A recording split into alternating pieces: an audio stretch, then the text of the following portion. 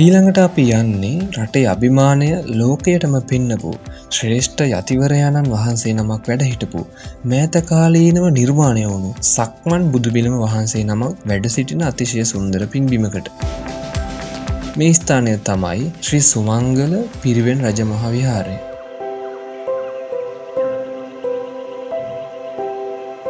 මේ ස්ථානයට වාරයපොළ කියන නම හැදුණු හැටි ගැන අපූර්ව කතාවක් තියෙනවා.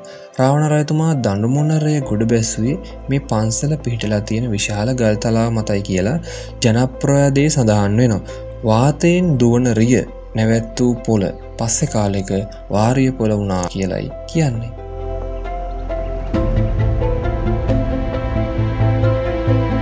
ඒ වගේම 1815 මාර්තු 2 වෙනිදා උඩරට ගිවිසුම අත්සන් කරන්නත් කලින් සුද්දන්ගේ කොඩිය බිමට ඇදලා දාපු ඒ අභීත වාරියපොළ ශ්‍රී සුමංගල හිමිපාණන් වහන්සේගේ ගම්පියස වගේම උන්වහන්සේ වැඩ සිටියේත් මේ විහාරයේ.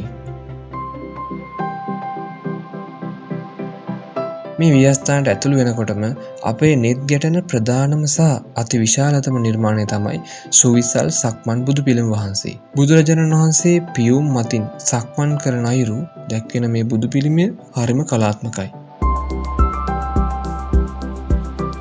ඒ වගේම මේ ප්‍රතිමා වහන්සේගේ යට කොටසේ ශ්‍රී ලංකාවේ තිබෙන විශේෂිත වූ බුද්ධ ප්‍රතිමා වහන්සේලාගේ අනුරු දැක ගන්න පුළුවන්.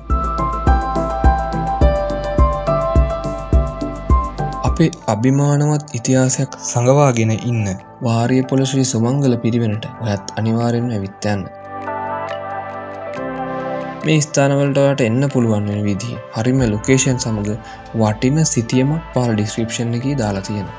ඒකෙන් ඔයාලට වාරියපොළට තිබෙන සියලුම සංචාරක ස්ථාන බලා ගන්න පුළුවන් ලේසියෙන්. එහෙනම් අපි බලමු ඊළඟ ස්ථානයේ මොන වගේ එකක් වේද කියලා.